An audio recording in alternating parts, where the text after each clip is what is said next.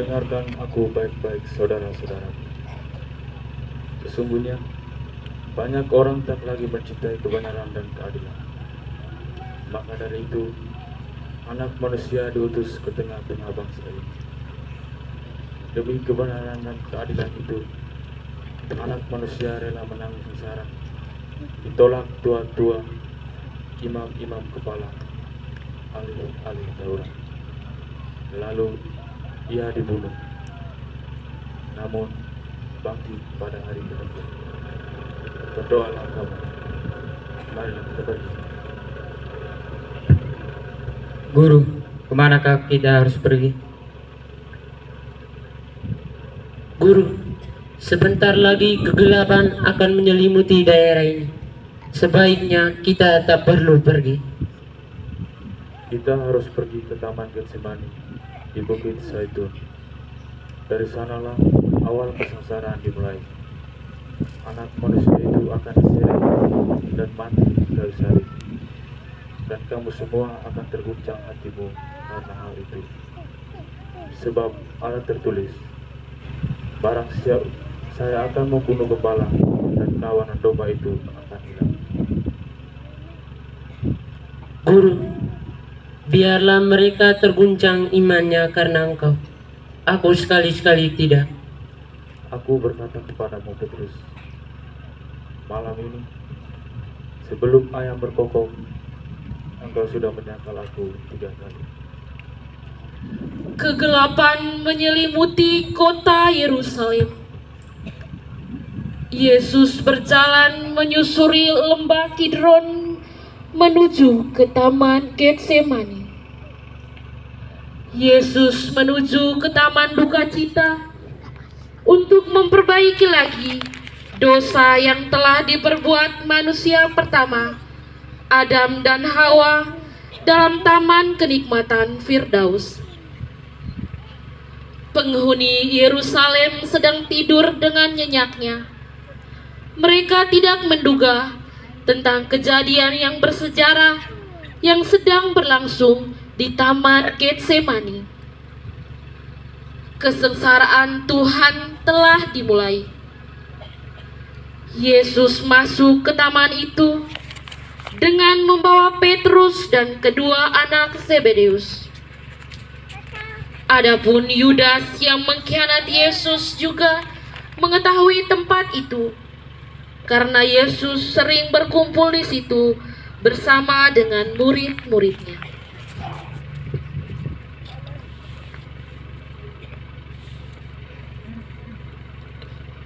Lihatlah manusia ini. Di sini, di tempat ini, suatu rahasia abadi terjadi, suatu misteri sepanjang abad terbukti. Di Taman Getsemani, Yesus sudah mengalami penderitaan yang membawa maut. Betapa tidak, sebagai Allah, ia sudah mengetahui siksaan itu sebelumnya, dan sebagai manusia, ia merasakan kengerian dalam hatinya. Ia merasakan penghinaan dan kebengisan yang sudah mendekat. Ia melihat serdadu-serdadu ganas yang mendaratkan tinju dan jotos di wajahnya. Ia melihat mereka meludainya, menginjaknya, menderainya, dan memakotainya dengan mahkota duri. Ia merasakan deraan, paku-paku yang tajam, tali temali, dan beban salib yang amat berat. Ia melihat Golgota. Ya, Golgota. Ia melihat dirinya digantung di salib, diapiti 2 penjahat. Ia mendengar hujatan dari lautan manusia. Ia melihat penderitaan ibunya di kaki salib.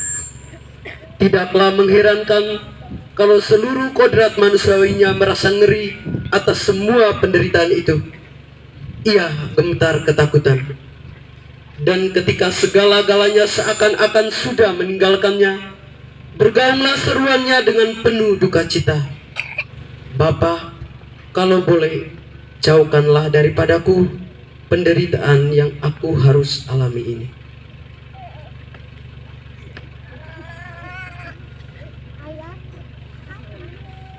tinggallah di sini dan berdoa supaya kamu tidak jatuh dalam pencobaan.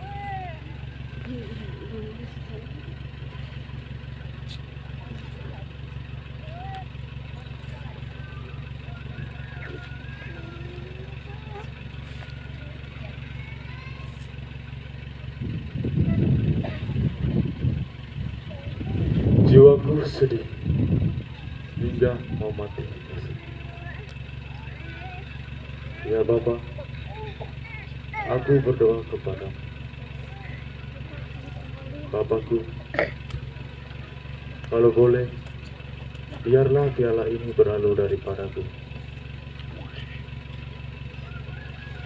Tetapi ya Bapa, bukan kehendakku yang terjadi, melainkan kehendak-Mu lah yang terjadi.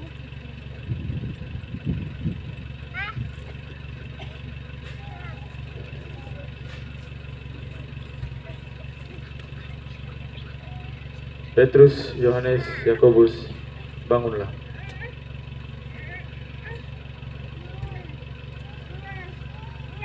Petrus, Yohanes, Yakobus, bangunlah.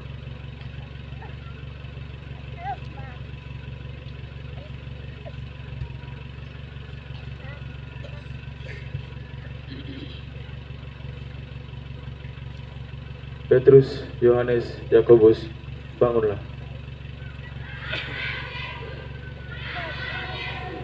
Bebanmu memang berat, tapi tidak sanggupkah kamu berjaga bersamaku 1 jam saja?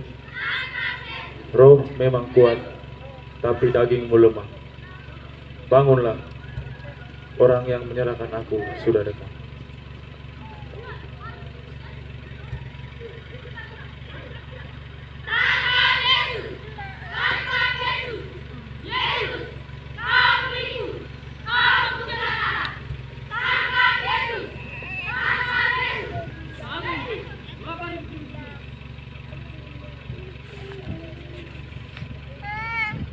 Anak Asia angkat dosa.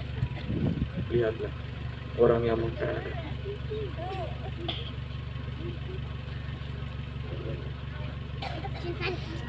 Hai sahabat, inikah engkau datang?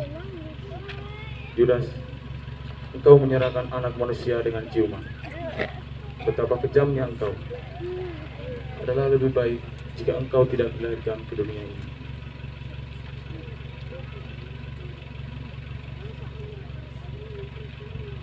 Siapakah yang kamu cari?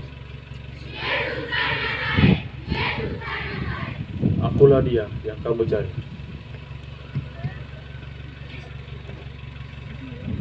Bangunlah.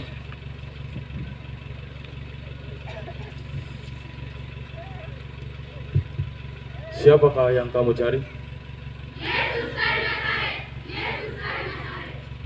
Telah aku katakan, akulah dia yang kamu cari. Jika aku yang kamu cari, biarlah mereka ini pergi.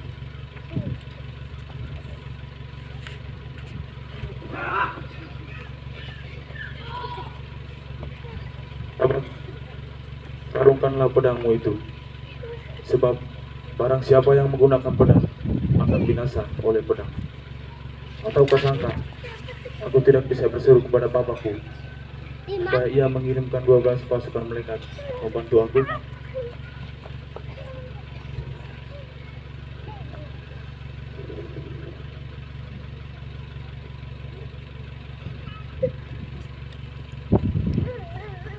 Sangkamu ku ini penyamun, hingga kamu datang lengkap dengan pedang dan petung menangkapku.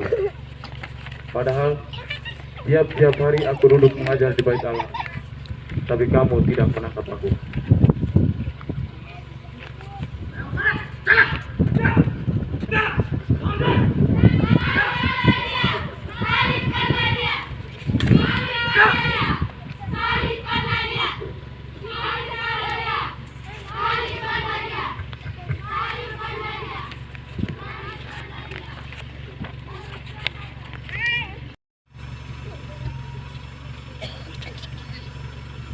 Saudara-saudara, apa tuduhan terhadap orang ini? Orang ini telah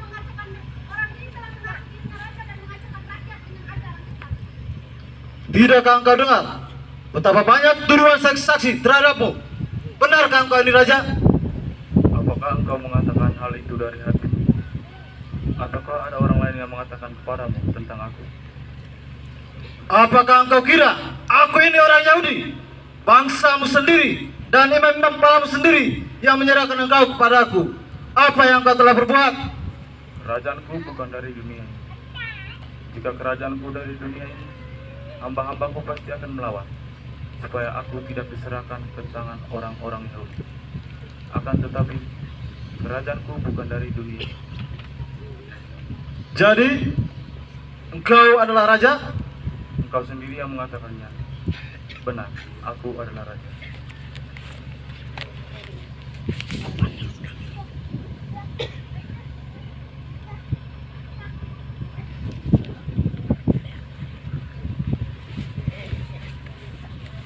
Yesus, apa yang telah kau ajarkan? Apakah kau sungguh-sungguh raja orang Yahudi? Benar, aku adalah raja, dan engkau sendiri yang mengatakannya. Maka dari itu, aku dilahirkan ke dunia ini. Tapi, kerajaanku bukan dari dunia ini. Tidak, penguasa kami hanyalah kaisar. Dia ini pengatur pemuda. Dia harus dihukum. Kalau tidak, engkau bukan martabat kaisar.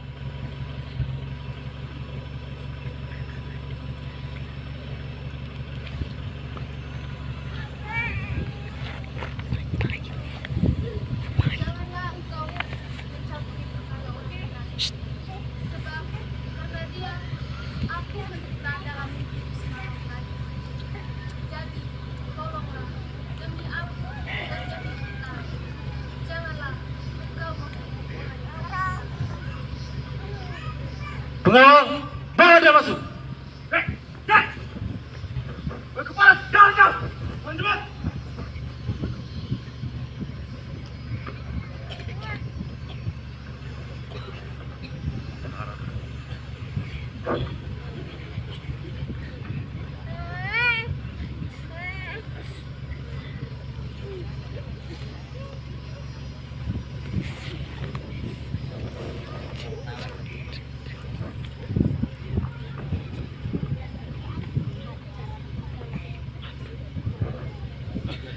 Dengarkan aku baik-baik, saudara-saudaraku. Sesungguhnya aku tidak mendapat kesalahan terhadap diri orang ini. Aku hanya mencabuk dan menyiksanya saja. Setelah itu, kubiarkan dia pergi. Saya pada dia, saya pada dia. Kami mempunyai hukum dan menurut hukum itu ia harus mati. Sebab ia menganggap diri sebagai anak-anak. Jika Tuhan membebaskan dia, Tuhan bukanlah sahabat kaisar. Setiap orang yang menganggap diri raja, ia melawan kaisar. Jangan dia, salibkanlah dia. Salibkanlah dia, salibkanlah dia.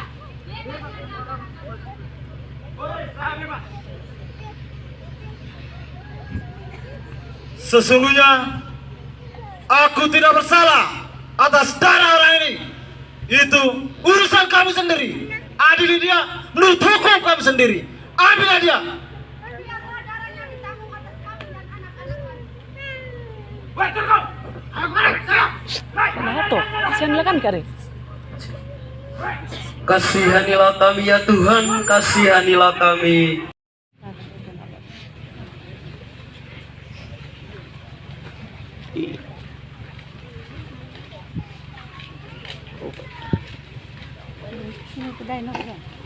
Kolo. Ay.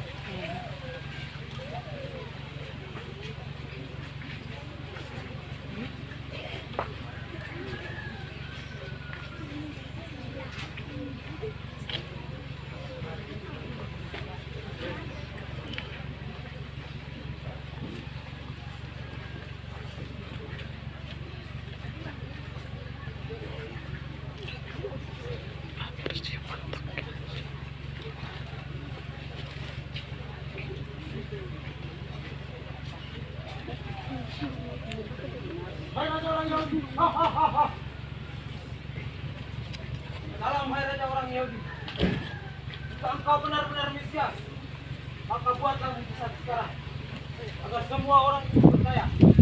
Engkau bukanlah Mesias, maka pikulah salib. Dengan penuh kerelaan, Yesus mengulurkan tangannya dan menerima salib yang berat itu. Ia hanya berdiam diri, tetapi berteguh hati untuk menerima keputusan yang tidak adil itu. Betapa kita kerap kali merasa tidak senang, bahkan mengeluh bila suatu saat kita mendapatkan salib yang kecil dalam hidup kita.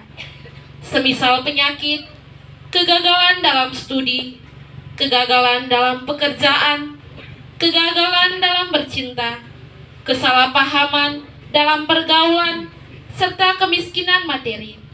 Bukanlah Yesus pernah bersabda, "Barang siapa ingin menjadi muridku, ia harus berani menyangkal diri, serta memanggul salibnya setiap hari dan mengikuti aku."